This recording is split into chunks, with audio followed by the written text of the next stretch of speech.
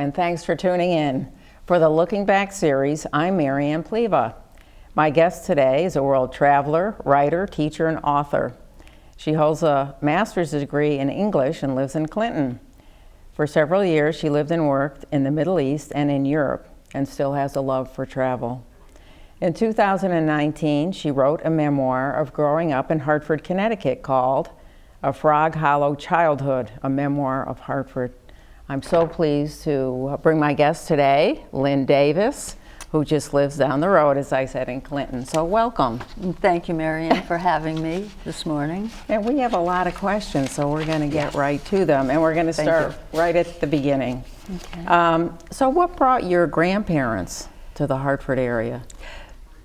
My grandparents on my mom's side, probably for a better life. They came from Italy, small town in South Italy, Salerno. My grandfather came first, and he was already betrothed to my grandmother, who was too young to marry. So he came, but he did have sponsors here in the form of family, and uneducated, came through Ellis Island, and what he did was he was a carpenter, man of all trades. He worked for a man, Mr. Hansling, who lived on Sherman Street in Hartford. He was probably quite well-to-do. Loved my grandfather. So when he and my grandmother married, they bought a home on 119 Hungerford Street and 119, 121, raised 6 daughters. There's your grandma. And they lived in the same house. My grandmother didn't formally work, however, she grew her own food, made all the clothes for her daughters. So they had a wonderful life. My grandfather lived to be about 74. My dad's parents had died before he married my mother. They were. That's your mom and your sister, right? Yes. Your younger sister, Jan. On Easter. Who will be watching this show. Yes. And you lived in that house. You lived upstairs? I lived on the second floor. And they lived downstairs? Yes. So it must have been wonderful. I mean, families don't do that anymore. No. They rented the 3rd floor. We occupied the 2nd, and I lived there for 46 years. The only home I knew in Hartford, just as my grandparents, and my mom would live there for 72 years. So had a good life there. So you were born in Hartford? Yes, I was born in Hartford. At one of the hospitals, right? Or were they still doing it at home? Not my grandmother. My grandmother had midwives for her 6 children. Well, I know you always speak fondly of growing up in Hartford, but what was the best part? I think Hartford in the 40s and 50s, when I grew up, it was idyllic. And we played in the streets. We didn't have to go anywhere. There were probably about 20 neighborhood children. Many of them I went to grammar school and high school with. And in the Frog Hollow, where I grew up on Hungerford Street, you didn't need a vehicle to get anywhere. Everything was there. You had your dentist, you had your doctor, you had your library, you had hardware stores, grocery stores. Everything was there. You didn't you could walk. You could walk there. Right. Record stores, the Belmont store. I'm sure everybody remembers a lot. So you weren't home much, right? You were out. And Mom was all those adventures. Always there. My dad worked, but Mom didn't. We had some. I didn't even notice that we have a picture of some of your friends. Yes. That's how we got about, on a tricycle, bicycle later. Didn't need a car. That was my good friend Carol, and that was Halloween. Oh, that looks like a fun time. And I can tell which one you are. I took center stage. You're ready to give an order. So what was your first job out of high school? Actually, within high school, I had a very nice part-time job given to me by a man who worked for the state, and the state, I believe, is still housed across from the Bushnell on Capitol Avenue. So I had a part-time job in high school, and at my mom's insistence during high school, because she didn't know whether or not I could go to college, she said, "You'd better take Greg shorthand, typing, business courses. So that girded me that girded me for being able to apply at the Travelers Insurance Company, maybe a couple of weeks after I graduated high school, and I received the job that day.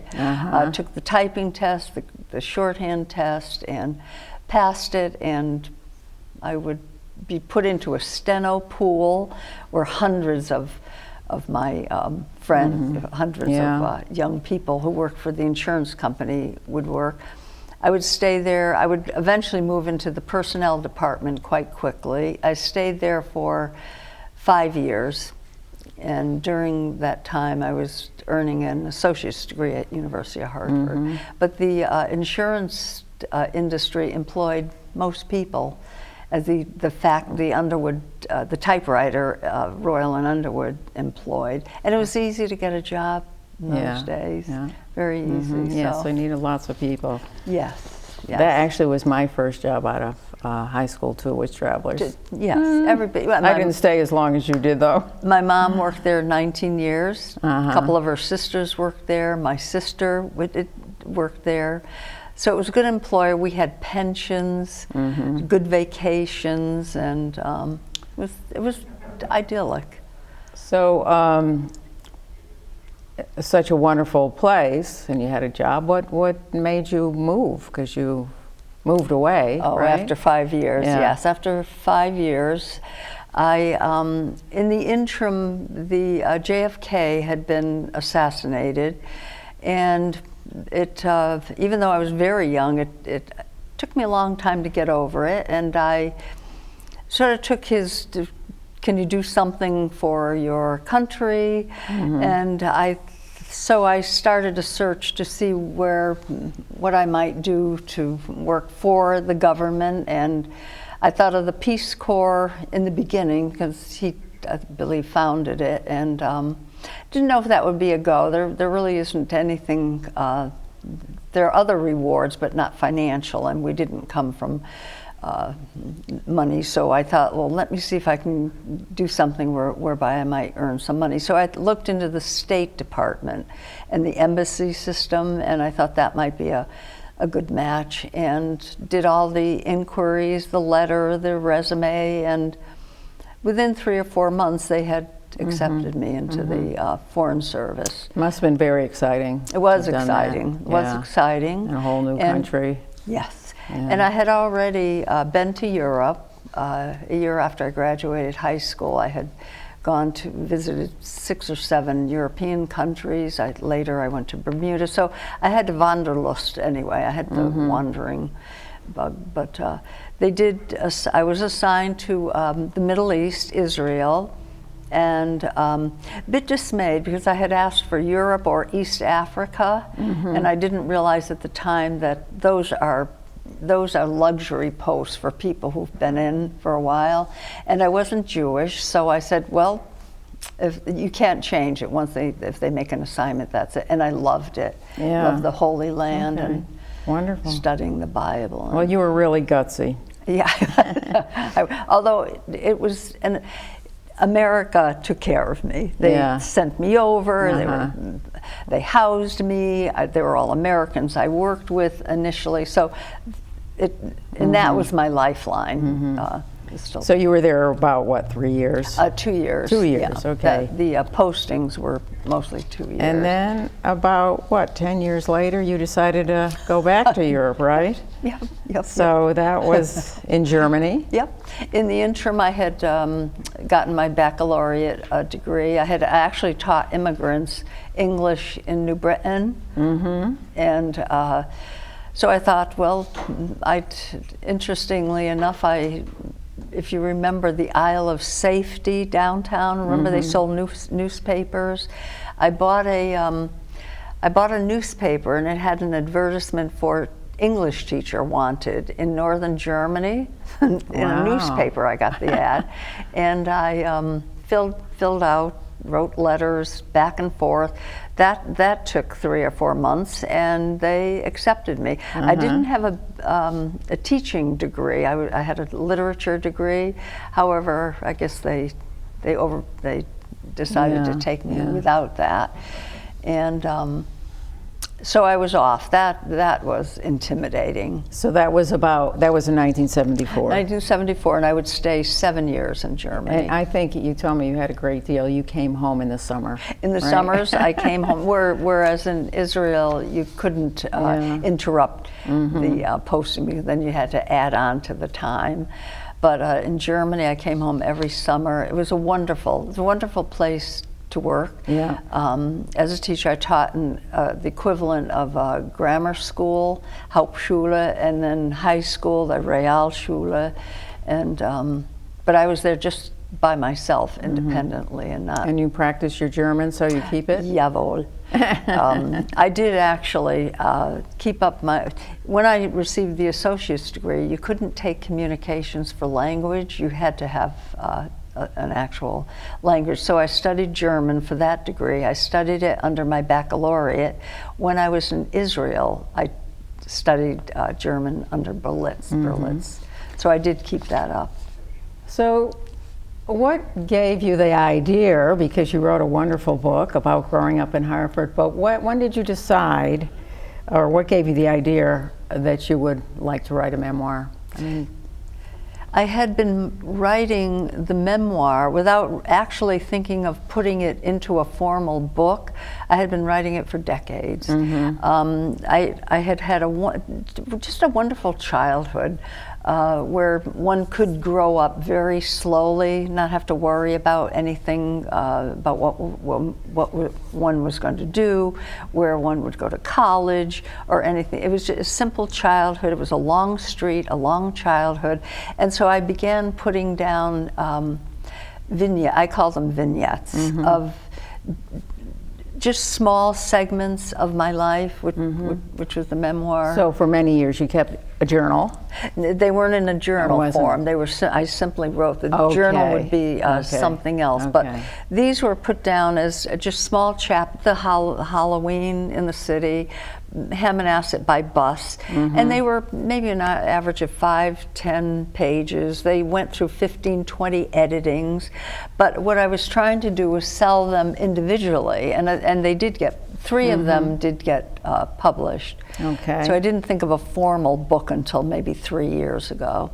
So I'm going to assume that doing those essays was a big help, right? Yes, because I had the bulk of the book already done. Right, and then you were, we haven't shown that many pictures, but you have quite a few pictures of growing up. Quite a few were in the book too. Yes. So you had a camera, and that probably... And I still have the camera. Yes, we all had a Brownie camera. I think all of our pictures in the whether it be 40s or... There's your camera, Lynn. They all look alike. Yeah, and I still have it. It's still workable. But unfortunately, the only thing about the Brownie is that you could photograph only outside. You couldn't do inside. So my mother and my family did photograph extensively, and we had very big albums. They're all in order. They're still intact. And I used, probably in the book, you were allowed 20 pictures without any cost, and I think I put about 90 in there. I know, your pictures are really fun. Without the pictures. So those helped. And then your mom led a very long and healthy life, right? So you could... I need the 103 years that she had. Pick her brain a little bit, to right? Write, 103, wow. Yeah, and she helped, wonderful. Of course, fill in, and I used a lot of sources to get it all down.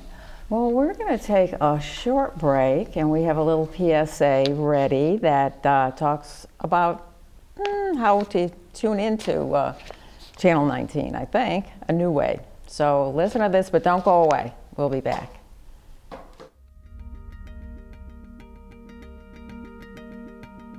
Smart TVs and streaming services have taken over the television industry. VSC TV is proud to announce our presence on Apple TV and Roku to make watching your favorite shows even easier. You can access this service by downloading the Cablecast ScreenWeave app. Then choose Valley Shore Community TV from the list of channels. Select VSC TV Live to watch our channel in full HD. Or pick a show from our on-demand video library.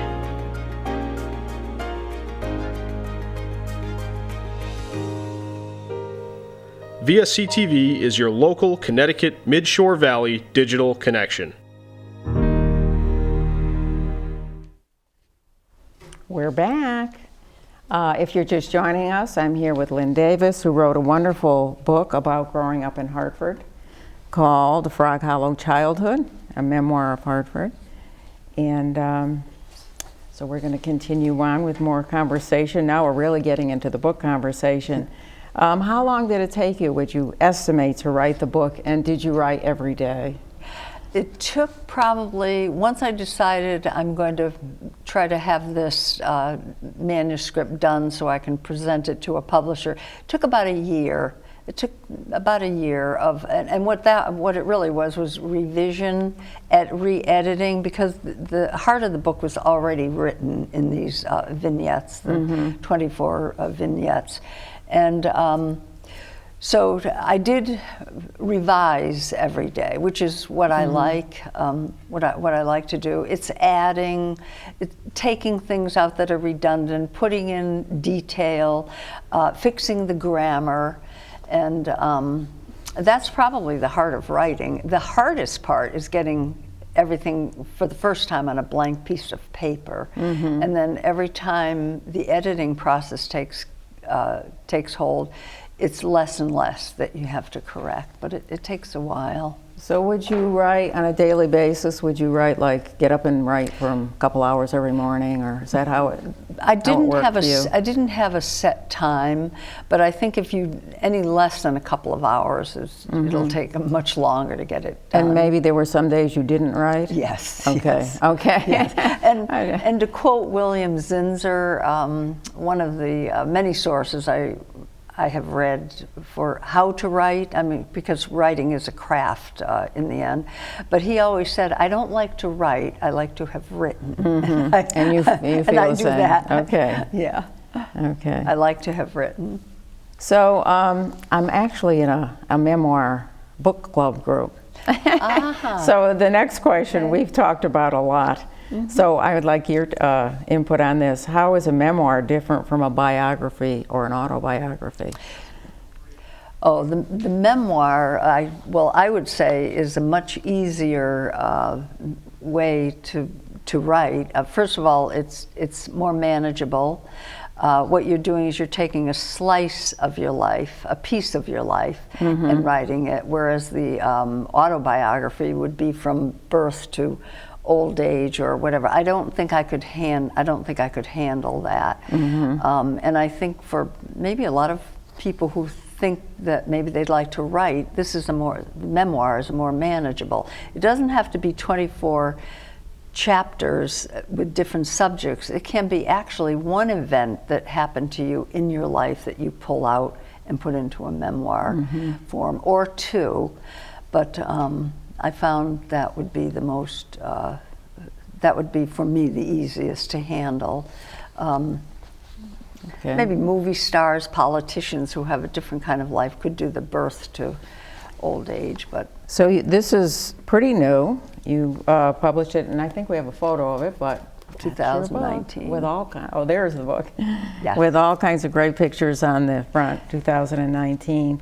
And you selected Page Publishing, and I just wondered if you could tell me how that whole process works and why you selected them. I had tried several publishers. The problem with the publishing world, you have to have a name. It helps to have a name and have been published. It's like when you're a teacher and you go for a job, what experience do you have? Well, I'm just starting out. So Page Publishing I saw their advertisement, television advertisement.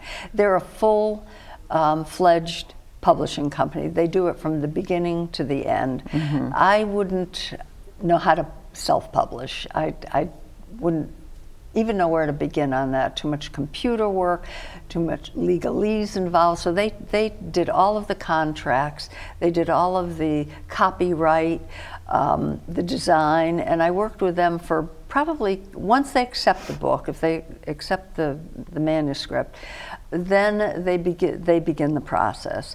I had an intermediary I worked with, and I worked with editors, and it was probably 9 to 10 months that I worked with them before the book was done. But they allowed me a lot of leniency, for example, to design the cover and the pictures I wanted in, and so I did like them. And your favorite chapters?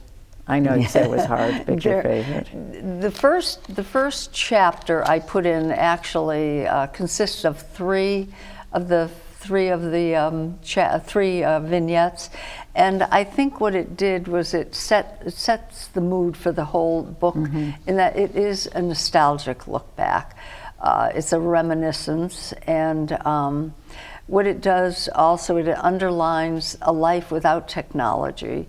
The working the iron furnace with my grandmother, making the ice box go with my mother with blocks of ice, and a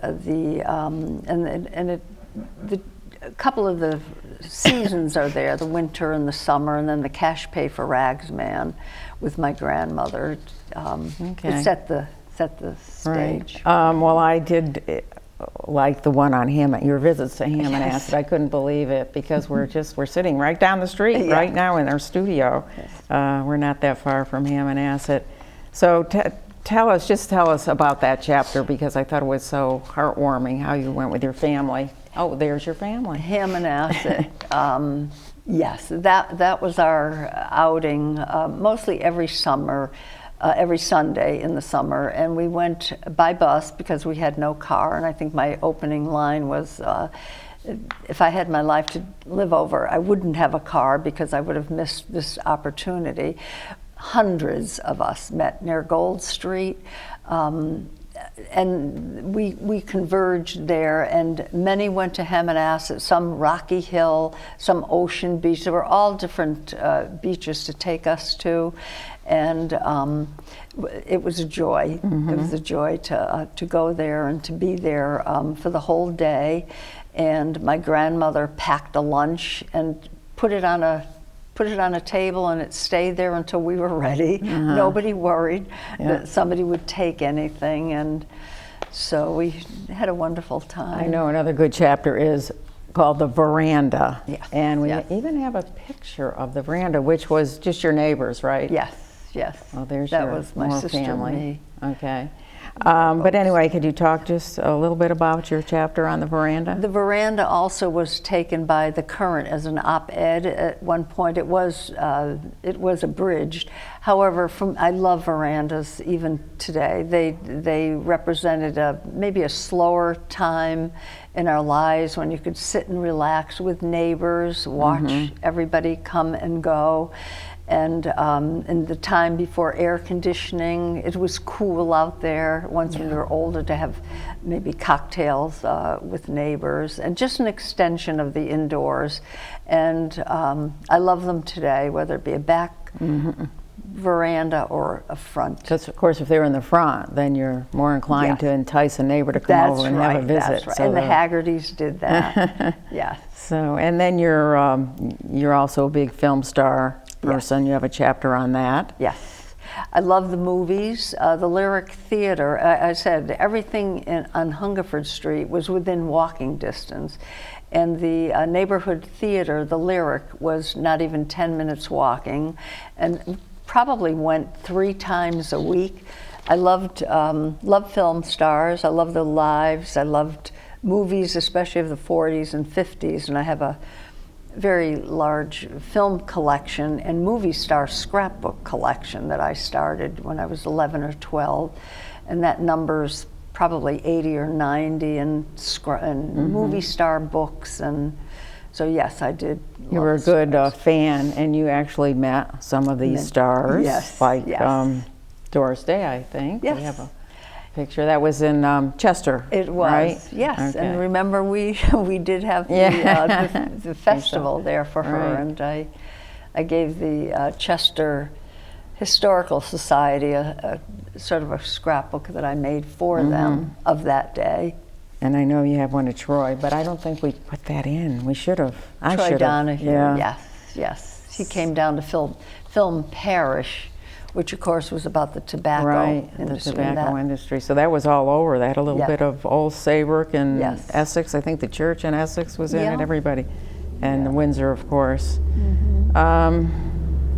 So how did you market the book? Once, how did you? Well, Page Publishing, that's another one of their services. They actually took on the marketing of the book. It was marketed on different platforms, Facebook and Amazon and some of the social media. They did overseas. In fact, I had some books bought from the United Kingdom, Germany, because you do get a listing. And so they did a lot of the initial advertising of the book. However, I did have the advertisements put in newspapers.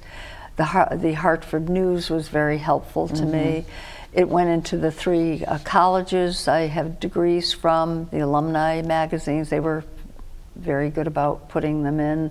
Barnes and Nobles put on a book fair in Pratt Street I think we have a picture of that one. You on Pratt Street? Yeah, there you are. That had my book advertised, and then I had a separate question and answer and signing another day. And a high school friend put the memoir on the Hartford Public High site. And as unhappily, because of COVID, we missed our reunion just as the book was coming out. So I'm hoping that maybe another reunion I can maybe get next year. So somebody's sitting home watching this saying, "Oh, maybe I should write my memoirs." What's your advice? I would encourage them. I would encourage them, whether he or she is good at writing or thinks maybe he or she can't write. I'd put it down.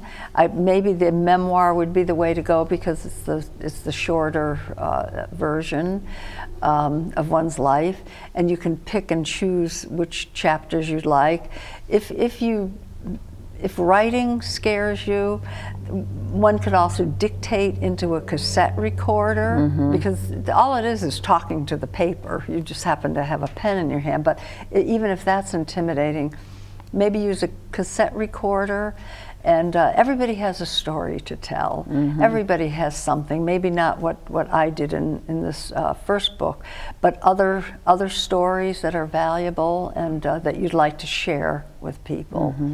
Okay. And I also felt that I regretted, and a lot of the chapters indicate that I regret that time is gone. However, with the book, I have put it back, and now it's there forever. It's permanent, and that was. So that made you feel good when you. It did, yes. Now it's there. It's preserved forever, and That's people right. could look back and see what a life was like back then. Yeah. So, in addition to preserving history through memoir, you're in some other preservation groups. Did you want to mention those?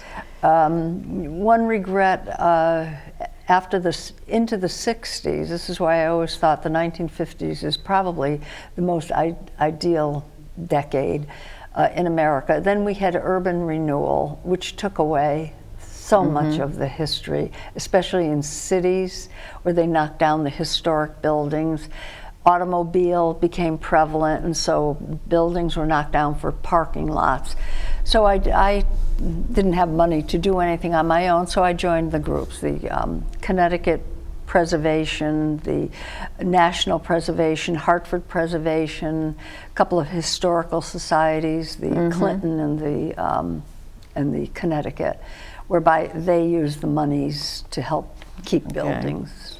And what's ahead for you? And I know you're with a tree group too, right? I was with the tree committee, yes. I have since resigned from it. I do water some of the trees, but yes, I'm a big tree fan.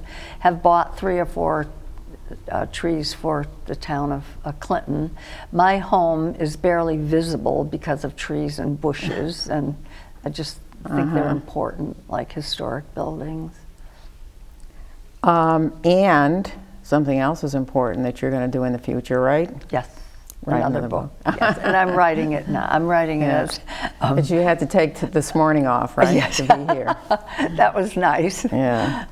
Because I don't like to write. I like to have written. Yeah, right. So, but it is a book on the Middle East, and I had asked my parents to save the letters that I send home during the 2 years that I was there in the Middle East. They did that, and that's the heart of that will be the heart of the book, besides the traveling that I did. Okay. So that I probably will be working on for another year. And then it'll be one on Germany. If I can have these 103 years that my mother had, I might to live. I might get all the books done. Great, that's great. Well, I'll be looking forward to reading that one. Yeah, thank you. Thank you. So, Lynn, what is your favorite book? My favorite book in the modern era is To Kill a Mockingbird. And it's a beautiful book of childhood. I think it's taught in high schools, so it's easy enough to read. It has characters who are magnanimous and they have wonderful traits without having to brag about it. Atticus Finch, and especially, and Boo Radley, who do brave things without anyone ever having known that they had these traits or skills, and then they come out when needed. Yeah. It's the understatement of the book that I think is beautiful. Well, that's a wonderful choice. I think if she only had one book, that was enough, Harper Lee. So I love it. I've read it. Great. I own 4 or 5 different copies of it, including. Okay. So there's lots of copies of Lynn's book. And if you want to get in touch with Lynn, you could probably do it through me, my contessa@gmail.com address. But also available at Amazon and all the usual places, the libraries. Yes. So if you want to read a heartwarming book about growing up. Yes. So this brings us to close to the end. Is there anything that did you want to say anything before we No, close but I it? thank you so much for having me and for having my book. Okay, great. Well, it's been really fun. Thank you, It's been Mary Ann. fun. And for the Looking Back series, I'm Mary Ann Pleva, and I hope that you've enjoyed this program and learned from it. Shows in this series air every Monday night at 7 o'clock, and then they're replayed at various times. You could also watch on demand by going into the station's website, www.bsctv.com, and following the prompts to see whatever one in the series you'd like to select.